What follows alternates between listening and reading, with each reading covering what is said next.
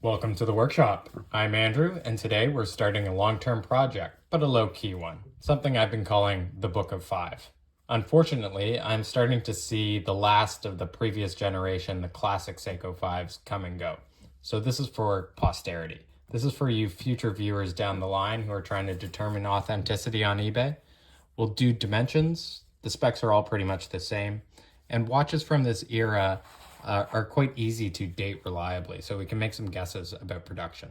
But first, we are looking at this SNK793, an understated classic in blue.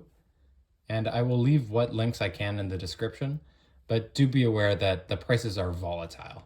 You guys are smart, and you always track down the best price. The star of the show has to be this handsome blue dial.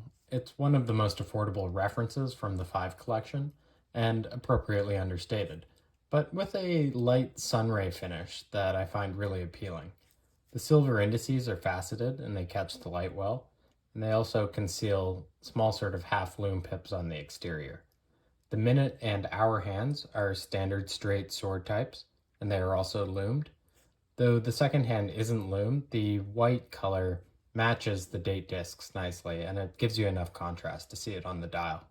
I'm liking the silver border, plus the rounded corners. The 793 is a bit dressy for a Seiko 5, so a tiny bit of bling really fits the theme. The brand name and the logo are also similarly applied, so you have a nice matching effect. And that goes down to a 28.5mm standard Seiko dial. That's set up for a 4 o'clock crown position. The hands are also set up to fit your standard Seiko movements. Compact diameter of just over 37mm, something that's not quite so common these days. And a lug-to-lug of 42.8mm.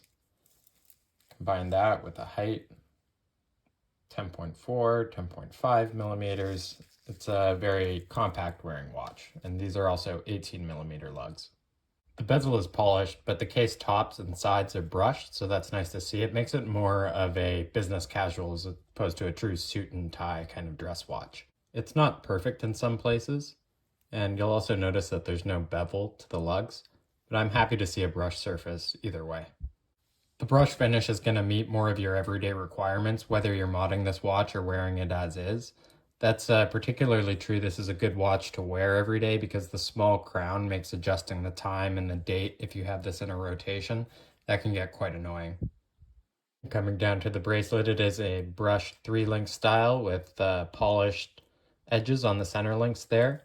It's also one of these folded Seiko 5 bracelets, so you're probably not going to wear it anyways. Just stamped inside.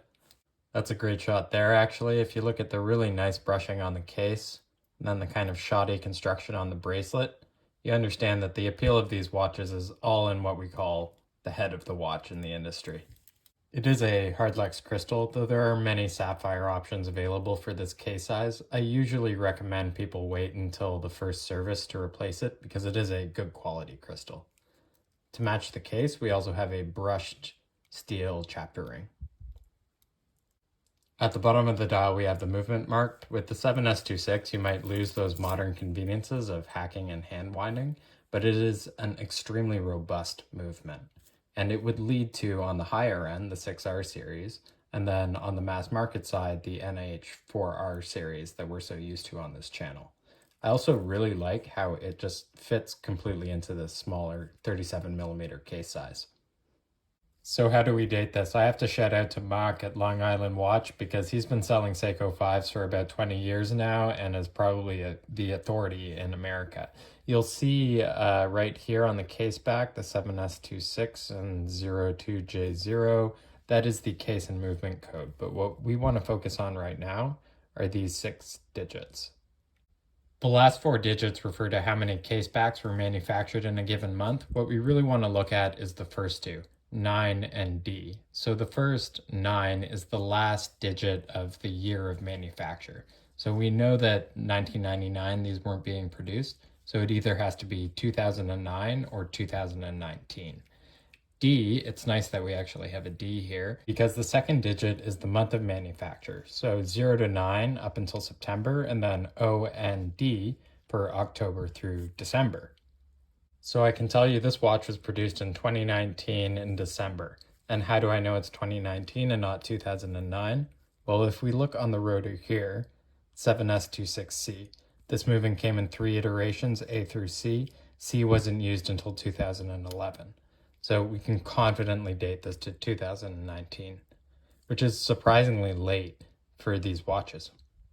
Even lacking the modern features, this movement has a lot of character, and it is being discontinued, but this particular one was produced in December of 2019, so the examples will be out there. Don't panic. With those movement credentials, a really nice brush case, and a sharp blue dial, if you're into watches in this 37mm size, then I think you're doing yourself a disservice by not trying the classic Seiko 5. But until next week, thanks for watching The West, and I'll see you next time.